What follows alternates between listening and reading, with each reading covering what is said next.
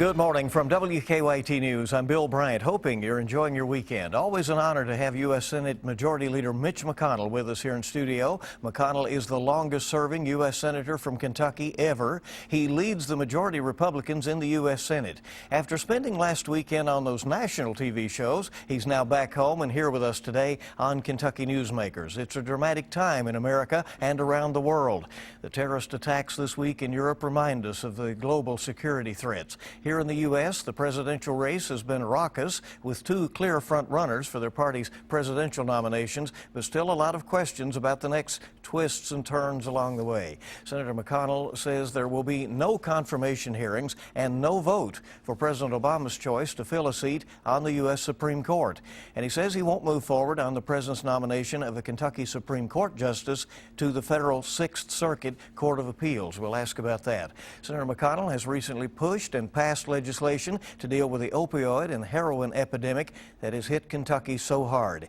U.S. Senator Mitch McConnell, who, by the way, will also soon be an author, out with an autobiography, and we'll talk about that a little bit later. Senator McConnell here for Kentucky Newsmakers. Thanks for being here. Glad to be back, Bill. You like being out in the state, spending a little time? Yeah, it's nice to be home and doing different things from when we're in session, seeing people, and glad to be with you here today. Thank you. Yet we cannot escape what is going on around the world. The terror attacks in Belgium once again caught the world off guard, resulted in deaths and injuries. What is your reaction to those incidents and the ongoing concerns about terrorism worldwide? Yeah, if we want to get a handle on this, there's only one thing that'll work. Only one thing. The President of the United States, either this one or the next one, because it appears as if this one is not going to do it, needs to step up and say, here's the plan. We're going to take out ISIS in Syria, and in the process, we're going to set up some safe zones in Syria so people will quit leaving. The refugee flow is going to continue until people feel there's someplace safe they can go near where they live. Huge refugee camps in Jordan, huge refugee camps in Turkey, and these refugees are overwhelming European countries and affecting their politics in a big way. So what I would do if I were in that position, and what I hope the next president will do, no matter who that may be, is step up and say, here's the plan. Saudi Arabia, you're going to supply this many troops. Jordan, you're going to supply this many. Egypt, you're going to supply this many. And by the way, the British and the French, you're involved in well. We're going to lead. We're going to provide the high-tech weaponry and the special operations, and we're going to take them down. Now look, that isn't going to totally solve the problem. But if you take the heart of the operation out, you begin to get a handle on it. The lone wolf problems that we experienced in Brussels on Monday, and we've experienced in the United States in San Bernardino, is very challenging in the age of the internet. But at least if you take out the head, you have a chance to begin to get this on some kind of declining basis. So the United States, you're saying, needs to lead, but this needs to be a coalition front. Yeah, if we don't lead, nothing happens. It's just the way the world works. And without our leadership, nothing will happen. Everybody will just sort of sit there and wait for somebody else to do it. WKYT spoke with a Kentuckian from Corbin who now lives in Brussels for work. He's now considering coming home because of the violence that has spread in that part of Europe. Are people having to change the way they do business and travel in the world? Well, it certainly affects everybody's psyche, you know. No question about it. These horrendous events are the scourge of our modern time. And passivity clearly is not going to have an impact. We have to be more assertive. And I don't want to suggest that that necessarily prevents these deranged people from being recruited into this bizarre cause through some kind of internet site. But at least if you take the heart out, you've got a chance to maybe begin to get it on the decline. There's so much talk of, reinforcing the borders, making it more difficult to migrate to the United States. Kentucky's other Senator Rand Paul is calling for more vetting of even visitors to the United States. Do you agree with that? Well, I think the visa waiver program that we have with Europe clearly needs to be looked at again. No question about it, because the visa waiver program means you can basically get on a plane in Europe come to the United States without a visa. And I think based on changed conditions, that needs to change. So more questions should be asked. Yeah, I think we're going to have to. And it's a shame, but that's the way it is. Do you, you said the next president, or you're hopeful that there is some change in policy in the months ahead. Do you anticipate that? Do you think that the advice that you are giving here and that you give on the programs nationally will be taken? I hope so. It's clearly not going to be done by this president. President Obama went to Cairo in 2009, laid out a kind of different approach for America. The speech seemed to question American exceptionalism, basically argue if we talk to each other more, everything would be okay. We've had over 7 years of Obama's, rather passive approach to things overseas, except for making a deal with the Iranians. And let me quote Jimmy Carter. At the beginning of last summer, Carter was asked to sum up the Obama foreign policy, and he said he couldn't think of a single place in the world where we were better off now than we were when the president came to office. That's Jimmy Carter on this approach. So whoever the next president is, we need to go in a different direction. The president visited Cuba this week after normalizing relations with that island nation, which, by the way, is as close to Miami as Lexington is to Louisville. An American hotel is opening up there. Carnival is selling a cruise to Cuba. Do you approve of the president's actions there? Well, the split screen with the president at a baseball game in Havana and people in Brussels trying to recover from this bombing was disturbing. To completely normalize relations with Cuba are going to require congressional action. It can't just be done entirely by the president.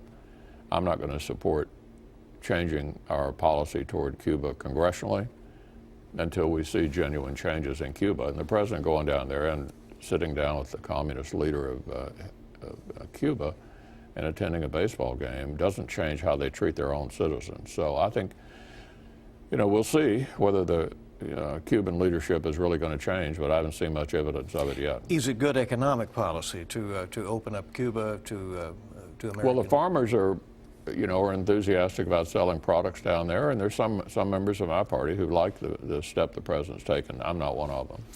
Last week, the president nominated a federal appeals court judge, Chief Judge Merrick Garland, to fill the U.S. Supreme Court seat of the late Justice Antonin Scalia.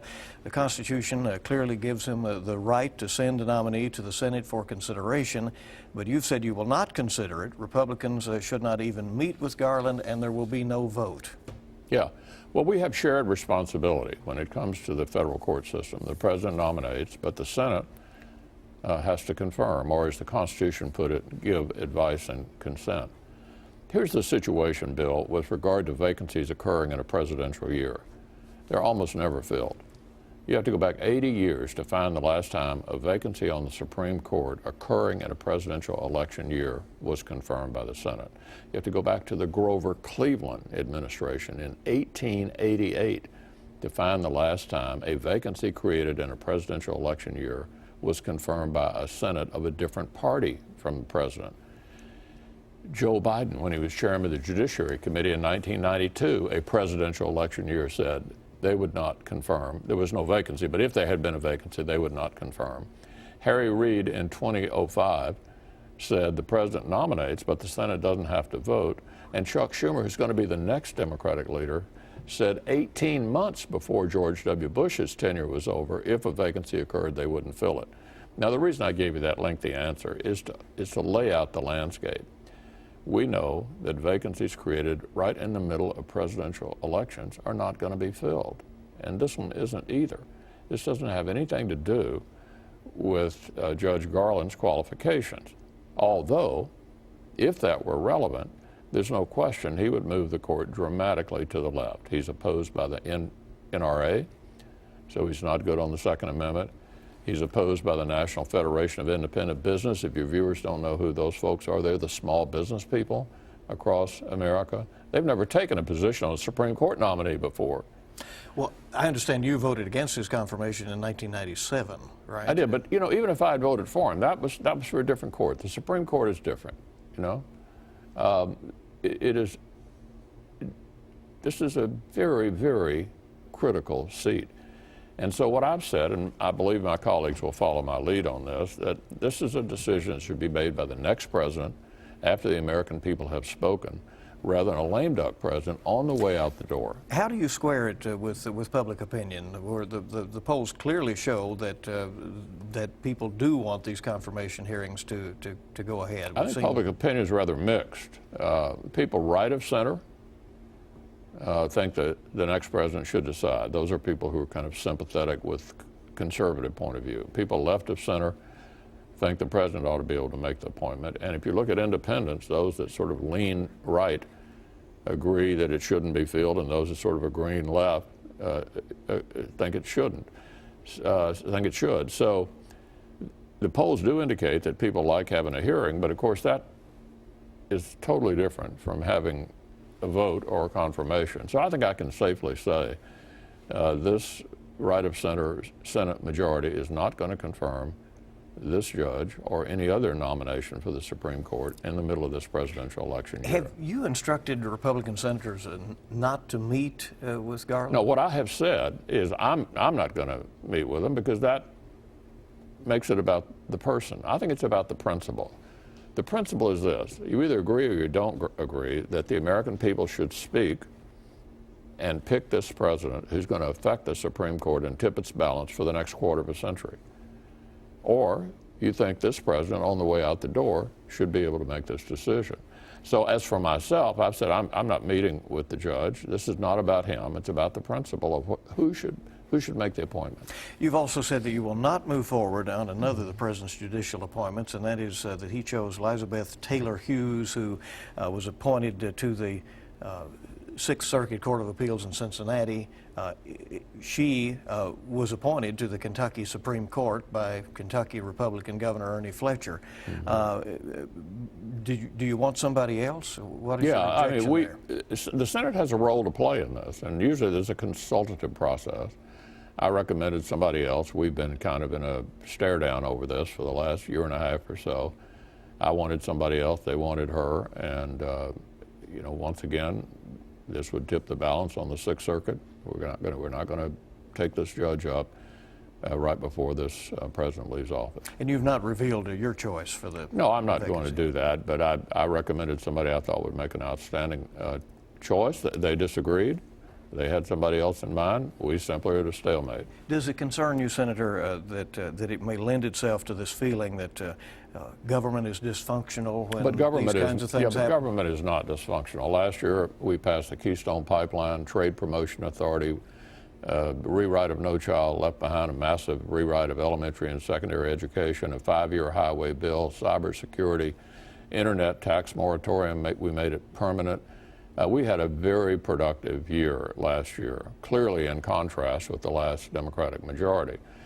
This year, we've got a chance of having a regular appropriations process. Just to tell your viewers what that means, we haven't done that since the 90s. Right. So the Senate is not dysfunctional. We have a disagreement over these lifetime appointments to the U.S. Supreme Court. This is a huge issue, and the American people need to decide who they want to be in the White House before we tip the balance on the Supreme Court. U.S. Senator Mitch McConnell, the Senate Majority Leader, is with us on Kentucky Newsmakers. More questions, more issues. We're coming back on Kentucky Newsmakers in just a moment. Welcome back into Kentucky Newsmakers on WKYT, visiting with U.S. Senator Mitch McConnell, who is, by the way, crisscrossing the state right now. You're making a lot of stops and visits. I know you're in Richmond for a stop here today, and you're going to northern Kentucky as well. Yeah, I'm moving around the state and talking to people about what's going on, and get an update down in Richmond on the Bluegrass Army Depot. We've finished building the facility down there, and we're making progress. That has been a long-term project. It sure has. It's been going on the whole time I've been in the Senate. Well, I mean, there were times... destroying chemical weapons is a touchy thing. You got to do it exactly right. And so far, I think they're moving along well. Do you think you eventually arrived at where it ought to have been? I mean, it was started out, there was an effort to transport the chemicals Yeah. out. There was a... That was an early battle when I got to the Senate. Sure, there was a burn the chemicals, and nobody would stand for that, and now it's this sort of dissolution process. You and I have been around here long enough to remember all the chapters. The big chapter was the one you just mentioned. The Army wanted to burn it right there, and there was huge community reaction to that, and so we ended up convincing them to use a chemical destruction process, convincing them about making them do it through the law. And that's the way it finally ended. Well, the presidential race is riveting. A lot of people are paying a lot of attention who normally don't. It's obvious. What do you make of the fact that Donald Trump is the front runner for the Republican nomination, even though establishment Republicans have blistered him with all kinds of criticism, and he carried Kentucky? Well, I'm not going to spend a whole lot of time talking about the presidential race, which won't surprise you. I'm going to support the nominee of our party. But I will say the turnout has been dramatically up this year, not only in Kentucky, but across the country. And compared to the Democratic side, which has been rather tepid, you can see that there's a lot of enthusiasm for going in a different direction. And at some point, somebody's going to get 1,237 delegates, and they'll be the nominee of our party, my party, and I'm going to support that candidate. Do you think that's likely to be on the first ballot? I don't think we know. Uncharted waters. What did you think of the Kentucky caucus? It was a learning experience for a lot of people, and some have said, well, it may not happen again. Well, there are two views of it. If you want to have an interesting experience, you need to move it up, whether it's a primary or a caucus. Such as it was in early March. Yeah. Yeah. I think the reason the turnout was good was because it was more timely, not because it was a caucus versus a primary. The big problem from the party's point of view, Bill, is if you have a caucus, you have to pay for it. If you have a primary, the state pays for it. So my advice to our party for the future would be, if we want to have an interesting experience, let's just move the primary up so our party doesn't have to pick up the tab for it. You have spoken with Trump on the phone recently. Yeah, he called. Can you characterize that for us a little bit? He calls me occasionally. Yeah? Yeah. And what I said to him, this was about the time there's a lot of fights and other things breaking out in these rallies. And my advice to him, I've spoken out a couple of times. I didn't like his suggestion that we, ban all Muslims from coming to the United States. I mean, the King of Jordan wouldn't be able to come under that situation, under that suggestion. And I think my advice to him was to try to discourage violence, no matter who starts it. I mean, his reaction was, well, we didn't start it. But I don't think it makes any difference who starts it. I think candidates for President of the United States ought to be discouraging that kind of activity and encouraging a civil discussion of the issues. Could you work with him?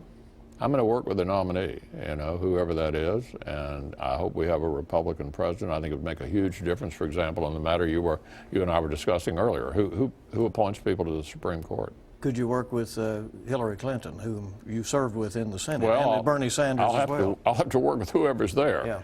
My preference, obviously, is to have a Republican president to try to turn the country in a different direction. What are you telling your Senate candidates running for re-election this year as you try to hold the majority, which of course would keep you in your position? Do you tell them to distance themselves as they may see it necessary and focus on local issues, or, as the Republicans have seen success, run a national campaign? Well, obviously, I'm focusing on holding the Senate, and I think how you run a Senate race depends upon what state you're in. Running in New Hampshire is very different from running in Ohio. And so I think the key to our holding the Senate, Bill, is custom-crafted races that feature the personalities of our candidates and whatever is the way to appeal to a majority in your particular state. And so we're going to do that no matter who the nominee is. Either it's a nominee who's doing well or a nominee who isn't. Democratic presidential candidate Hillary Clinton got some stinging criticism from your office and from Senator Paul when she said that coal-producing areas need to prepare for a new future, and proposed $30 billion to benefit former miners and their families. What problems do you have with her proposal? Well, what miners want is not a government subsidy, but a job. She's going to continue the policies of Barack Obama, which have brought devastation to eastern Kentucky, and by the way, it's beginning to happen in western Kentucky as well. they're almost single-handedly responsible for the devastation in our state. And sending a big federal bailout is not what people want. They'd like to have their jobs back. And I think we need to go in an entirely different direction. I'm optimistic a Republican president would. You have recently worked for and passed legislation to deal with opiate and heroin abuse. That's part of the reason you're visiting northern Kentucky this week. We have a tremendous problem with this in Kentucky. The overdose deaths that we report here are just amazing. What will this legislation do, and does it go far enough? We did a dramatic plus-up in funding at the federal level to provide grants and other avenues of help to localities that are struggling with this. Our area of the country is the worst, but it's bad everywhere. I mean, I've got a number of senators running for president, at least were running for president. They'd come back to the Senate floor and say the biggest issue in the New Hampshire primary was opioid addiction, overdoses. We lost more people last year in Kentucky with overdoses than car crashes. It is a horrendous national epidemic. The battle's being fought at the local level, but we're going to provide additional funding to try to help that happen. We've also worked on these high-intensity drug trafficking areas called HIDA. We've got a number of Appalachian HIDA areas. Northern Kentucky is going to be folded in with Cincinnati. We're bringing a laser-like focus on it. But it's a national epidemic. I spent, my job as majority leader is to decide what we're going to discuss on the floor. And since the Senate doesn't function as quickly as the House, making a decision to call something up is an indication of your priorities. We spent a week and a half on this opioid bill, and this scourge is going to continue to be a huge problem. What drives the demand for this, Senator? It's hard for me to understand folks taking this kind of risk of killing themselves. But this addiction is horrendous. I mean, what happened is once, as a result of state law, the prescription drugs ended up sort of behind the counter. People moved on to heroin. And it's cheap and available, and it's just a horrendous problem. Do you approve of the job Kentucky Governor Matt Bevin is doing so far? I do. I think he's off to a good start. He's made a lot of outstanding appointments. He wants to take the state in a different direction. I think to ultimately succeed in doing that, he's going to need a Republican state House of Representatives. That clearly it didn't happen in the special elections, but it could happen. It could happen this fall. Did that special surprise you? Were 3 out of 4? I think it was disappointing to lose 3 out of 4. I think we had thought we would win at least 2 of the 4, but they'll all be up in the fall. There are 91 Republican candidates. I helped recruit a number of them. We're going to have great candidates all over the country, all over the state. Senator McConnell has a book coming out. In our remaining couple of minutes, we'll talk with him about that and more. We're back in just a moment on WKYT. Welcome back into WKYT's Kentucky Newsmakers. Our remaining moments here with Kentucky U.S. Senator Mitch McConnell, the longest-serving U.S. Senator ever from Kentucky. How does that hit you when you think about it? Well, it's hard to believe, but I've been so grateful to the people of the state for allowing me to continue, and I'm grateful to my colleagues for electing me their leader. So you're writing a book. And it is called what? It's already, people can look at it on Amazon, right? Yeah, it's called The Long Game. I was obviously not an overnight sensation. I've been around for a good while, but I've only been majority leader for a year. And when that happened, it occurred to me that maybe my story was worth telling, and I checked with a number of people, and turned out there were a number of publishers who were interested, and so I've been working on it for the last year. And will come out around Memorial Day. But if people want to sort of see the cover and what other authors are saying about it, you can see it on Amazon or Barnes & Noble right now. It'll tell a lot about your growing up. I mean, it's a genuine memoir. I mean, I'm not running for president. I'm not trying to make some political statement here. It's a genuine memoir and about my life, and hopefully people will find it interesting. You mentioned you're not running for president. Did you ever think about that, or? No, I always wanted to be majority leader of the Senate. Did you ever consider, or were you ever talked to about the vice presidency? No. I felt that my particular skill set would work as Majority Leader of the Senate if that ever happened. And that didn't happen overnight. You know, it took a while to get in a position to have that position. I've been the leader now for 10 years, but the Majority Leader only for a year. And there's a big difference. I always say it's the difference between being the defensive coordinator and the offensive coordinator in football. The offensive coordinator gets to call the plays, gets to set the agenda, have a better chance of getting an outcome. And it's been a privilege to have served this long. I certainly couldn't have done it without the support of my folks here in Kentucky, and they've been subjected to a number of arguments as to why I shouldn't continue, and they've rejected them all so far. 1984 was a long time ago, you know. It was. You and I started out the same year. Right. So, quickly, do you plan to run in 2020 for re-election? I haven't made a decision about 2020 yet.